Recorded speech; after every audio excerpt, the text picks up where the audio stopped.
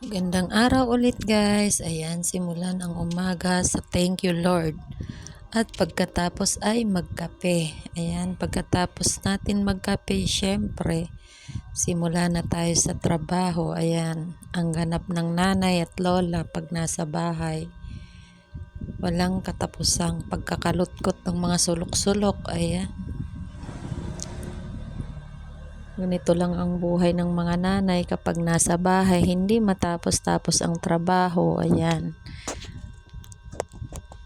Bakit nga kaya pag nasa bahay tayo, parang walang katapusan ng trabaho. Kahit saan ka maharap, may makikita kang gagawain. Pag napunta ka sa kusina, mapunta ka sa sala, mapunta ka sa labas, may trabaho kang nakita, wala na, hindi ka na makatapos sa kabila. Kung saan ka maharap, nandun ka na lang. Ayan. Kapag sa bahay ako, ganyan ako guys. Kung ano-ano ang nakakalutkot ko, kung ano-ano natatrabaho. Ayan. Ganyan ang ganap ng lola sa bahay kapag walang pasok. Ayan. Kumusta naman ang buhay-buhay natin guys? Ayan. Kumusta naman kayo? Ayan. Ito guys, video na to, yung kuha kahapon kasi wala akong pasok, nasa bahay ako. Ayan.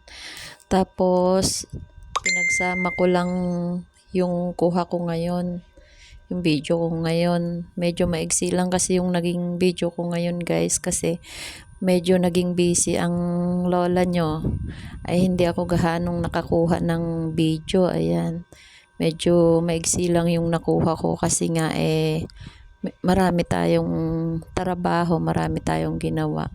Mahirap naman kung laging cellphone ang hawak ko, ay baka mawala ng trabaho ang inday, ay wag naman. Ayan, tapos hindi ako gaanong makapag-video pag nandun na ako sa loob ng guys, kasi nga syempre tubig, puro tubig yung yung hinahawakan ko doon. Hindi ako gaanong makapaghawak ng sipi kasi nga baka naman mag-swimming yung aking cellphone. Ay, wag naman. Kawawa naman ang inday, naghahang na nga ang aking cellphone. Ayan. Ayan nga, minsan, kaya hindi din ako gabi-gabi nakakapag-upload ng video guys, na medyo mahaba-habang video kasi nga yung cellphone ko nag-aano na nga din siya, yung naghahang. Ayan, sumpungin na siya guys, mana na sa may-ari. Ayan, minsan may toyo, minsan may topak, minsan may gabak. Ayan, o diba, nasabi na lahat.